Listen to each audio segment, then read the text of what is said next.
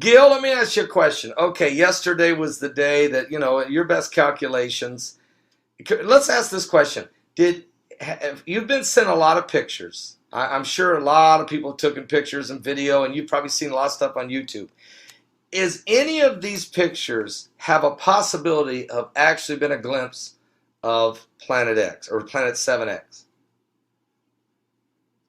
Not any of the ones that I've received, and I received probably thousands of them. Wow. Most of them are lens flare or reflections off of glass or sundogs mostly. Keep in mind, we have 2 to 3 million amateur astronomers. When it does show up, we'll have close-up pictures of it. We'll better see the terrain of it. Just like we look at the moon or Mars or Jupiter, we're going to have fairly detailed pictures of it.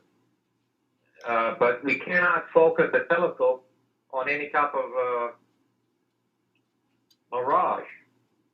See? Okay, so you're saying the telescope, whenever it comes into view, like a comet or an asteroid, a telescope will be able to pick this thing up, and it won't be a mirage. It will be an identifiable object.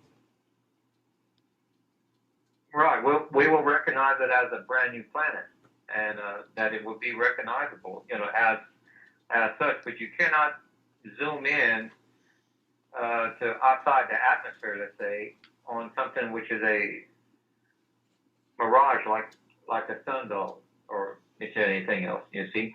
So, yes. And plus, we will see it every day. Once it appears, you will see it every day, and it'll be seen around the world, not just occasional, just in someone else's yard on that day or anything. No, it's gonna, whenever it does show up, it'll be a mirage. But we will have martial law by then.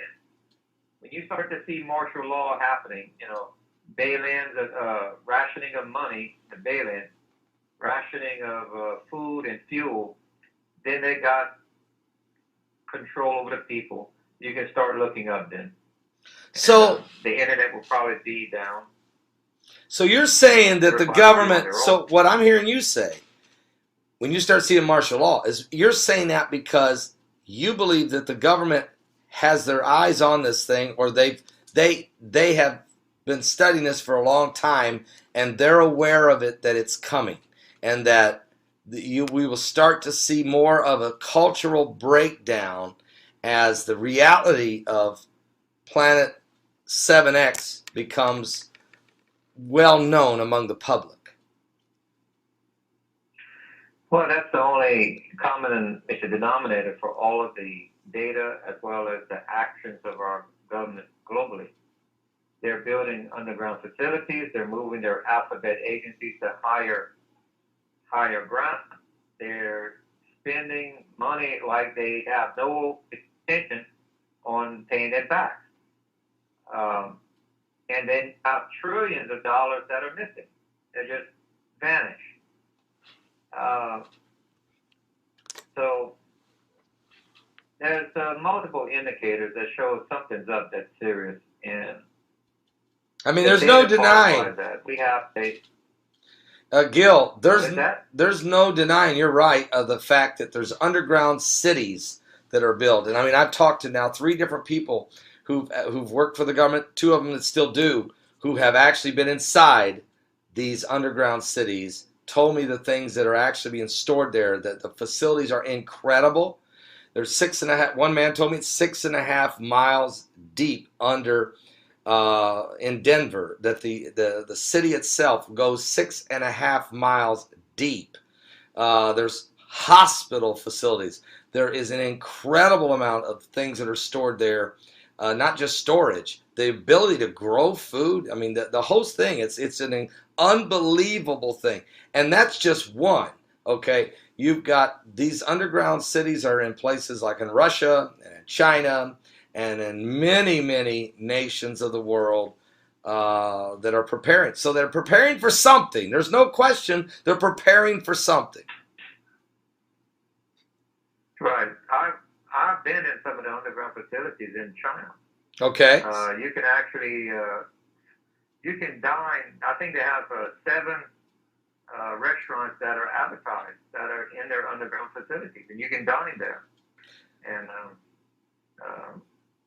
Now, they're able to put I think 80% of their population underground within just a few minutes. 80% of the entire population of China? No, on the 5 major cities. Okay. Beijing was one of them.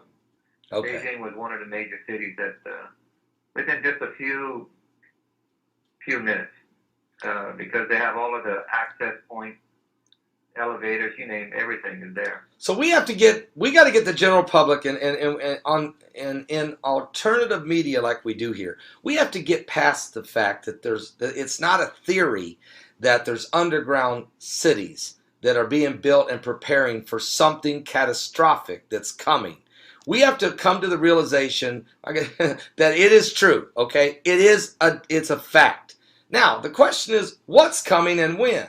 Well, according, of course, to Gill, Broussard and others, there is a massive or a very large planet. You can call it Nibiru, you can call it Planet 7X, like Gill does, or Planet X, and it's going to be on the edges of our solar system. And as Gill said, it should become visible without question and be visible for some time. Now, Gill, I spoke to a man over the weekend who worked on the Nibiru project, which is a project of the federal government. A man who's been in, Area 51, so he had a pretty high clearance. He's telling, and he's very ill. He's very ill, and he's talking to me about this stuff because he knows, look, he's got to get this off his chest. He can't. He's already retired, no longer in the government, and he's to the point now where he's got to get this off his chest because time's running out, and not only for him, but for what's coming. And he says to me, "You have to listen to me, Paul.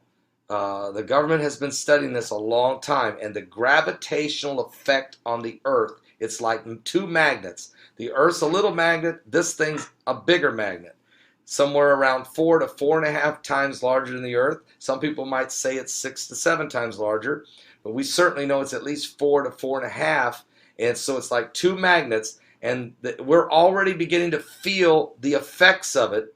And that's why you're seeing an uptick in volcanoes, uptick in earthquakes, and we're going to be seeing mega, he says to me, mega thunderbolts will be hitting the earth, and when it does, it will scorch, acres at a time. This is not something, when there's going to be a time when it's going to affect us.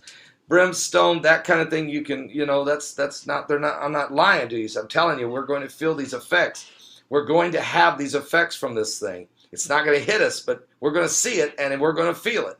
So in your, is that, Gill, is there a magnetic pull already beginning with this thing? Yes, but what it's causing is just like the electric motor. When you have if it's not in the right phase, it causes overheating. Well, that's what it's causing to all of our planets. All of our planets are heating up a little bit. So if you have even 1 degree rise, that magma in the center of the Earth has to expand, and if it expands, the crust has to move. So that causes the release of methane. That's why we see bird and fish kills happening. Okay. We also see the earthquakes and the volcanic activity spiking at tremendous levels. And this is also one of the reasons why we're seeing so many meteors hitting the Earth. The magnetic field is warping the orbit of asteroids that would normally miss us, that have a set orbit, and their orbits are being causing more meteors to enter our